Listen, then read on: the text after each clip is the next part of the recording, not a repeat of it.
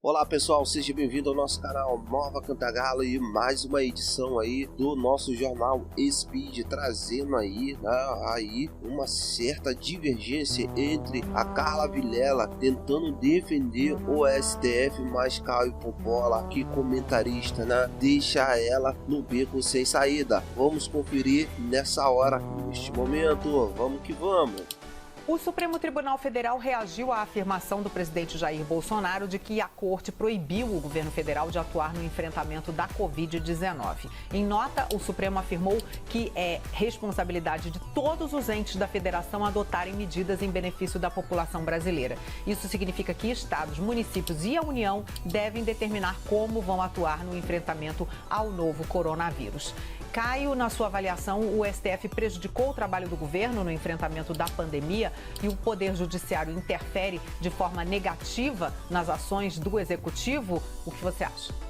Bom, eu peço até licença me alongar um pouquinho mais, mas vamos começar retomando a fala do presidente da República, que ensejou essa nota do Supremo Tribunal Federal. Então, disse o Bolsonaro em entrevista ao apresentador José Luiz da Atena, aspas, que moral tem João Dória e Rodrigo Maia em falar em impeachment ou me acusar disso tudo que está acontecendo aí no Amazonas? Se eu fui impedido pelo STF de fazer qualquer ação em combate a coronavírus em estados e municípios, pelo Supremo Tribunal Federal, eu tinha que estar na praia agora tomando uma cerveja. Então, fazendo um recorte dessa fala do presidente, ele afirma que foi impedido pelo STF de atuar contra a Covid-19 em estados e municípios.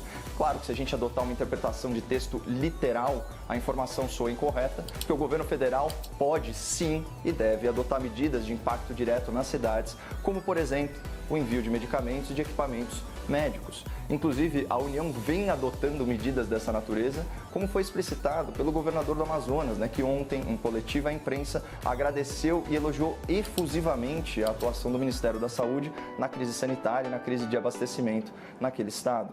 Portanto, o presidente ele conhece as suas atribuições e as suas eventuais contribuições práticas ao enfrentamento da pandemia, o que nos leva a uma conclusão óbvia sobre essa fala do Bolsonaro. É mais um exagero retórico. E considerando o contexto da manifestação, então, em que o presidente inclusive ironiza a postura do STF, é evidente que ele fez referência a uma decisão bem específica do Supremo. Então a gente sai agora do campo da interpretação de texto e volta aos fatos. Na ação direta de inconstitucionalidade número 6341, julgada pelo plenário do tribunal em 15 de abril do ano passado, o Supremo assegurou a autonomia de estados e municípios para decidirem de forma independente sobre questões de isolamento social, quarentena, locomoção por rodovias, portos e aeroportos, classificação de atividades essenciais, funcionamento de serviços públicos e restrição à circulação de trabalhadores. Ou seja, na hierarquia das normas, prefeitos e governadores não estão mais subordinados aos decretos do presidente da República, conforme havia sido determinado pela Lei Federal da Pandemia, aprovada em fevereiro pelo Congresso Nacional. Então eu vou dar uma prova disso aqui só para refrescar a memória do espectador. Lembra quando Bolsonaro, em 11 de maio, decretou que salões, barbearias e academias passariam a constar daquela lista de atividades essenciais? Então, naquele mesmo dia, 17 estados, mais o Distrito Federal, já foram à imprensa e declararam que não permitiriam a abertura desses estabelecimentos. E eles nem precisavam ter se manifestado, porque, em decorrência da decisão do STF, a liberação não era automática. Então, trazendo um pouquinho aqui para a nossa vida real. Desde o dia 15 de abril, a Presidência da República, na qualidade de chefe do Poder Executivo Federal, perdeu a prerrogativa de determinar quem pode ou não pode trabalhar, como as pessoas podem ou não podem se locomover e quais serviços que devem ou não serem interrompidos em razão da pandemia. Ou seja, espectador, o que isolou a população em casa, o que fechou milhares de empresas, o que causou a demissão de milhões de trabalhadores, o que empobreceu as famílias e o que tirou os jovens da escola foram decisões políticas impostas por decreto por prefeitos e governadores, fundamentados naquela decisão do STF, ação direta de inconstitucionalidade, número 6341, à disposição para quem quiser pesquisar. Então, assim, mesmo que mais uma vez ele tenha pecado pelo exagero, a declaração do presidente tem lastro na realidade. E os próprios atos formais do governo federal contrariam a ideia de que a União não tomou medidas fundamentais para o combate à pandemia. mas principalmente o combate às consequências devastadoras da paralisação econômica decretada pelos governadores e prefeitos. Então eu acho importante dar destaque a algumas dessas ações, né? Então, a aprovação célere e tempestiva da lei da pandemia em conjunto com o Congresso Nacional, facilitando aí o processo licitatório, as contratações do poder público, né, em decorrência da emergência de saúde, ajuda fiscal de 44 bilhões negociada com o parlamento, com os estados e com os municípios, que segundo a própria instituição fiscal independente do Senado, superou a queda de arrecadação de 24 unidades da federação. Teve o pagamento de mais de 250 bilhões a título de auxílio emergencial. É o maior programa de transferência de renda da história nacional.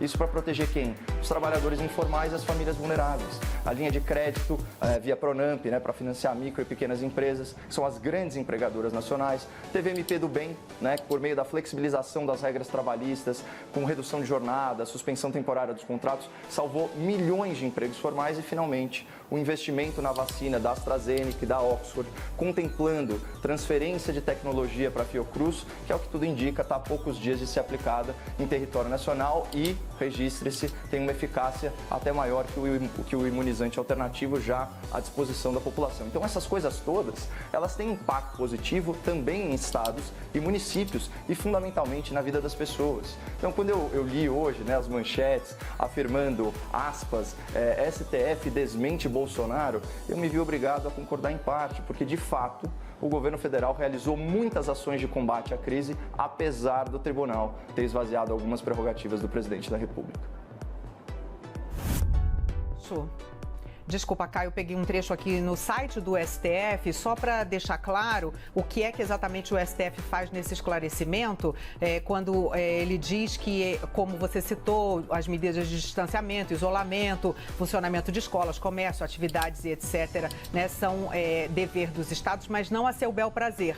O STF esclarece que são eficazes, que sejam eficazes para a redução do número de infectados e óbitos, como demonstra a recomendação da Organização Mundial de Saúde, e isso não inviabiliza a competência geral, como você disse, da União para estabelecer medidas restritivas em todo o território nacional, caso entenda necessário. Então, bem especificamente... Carla, só para esclarecer também o espectador, havendo conflito, prevalece o entendimento do governador e do prefeito sobre o decreto. A prova mais eloquente disso foi esse exemplo que eu acabei de dar, quando o Bolsonaro coloca na lista de atividades essenciais as barbearias, os salões, etc., e os governadores não adotam e sequer precisariam se manifestar nesse sentido, porque, afinal de contas, a abertura não seria automática, né? Então, é só realmente uma questão de esclarecer o juridiquês, principalmente para quem é mais leigo em assuntos, enfim, de direito. Ok, Caio, eu recomendo que as pessoas leiam então no site do Supremo Tribunal Federal para ver especificamente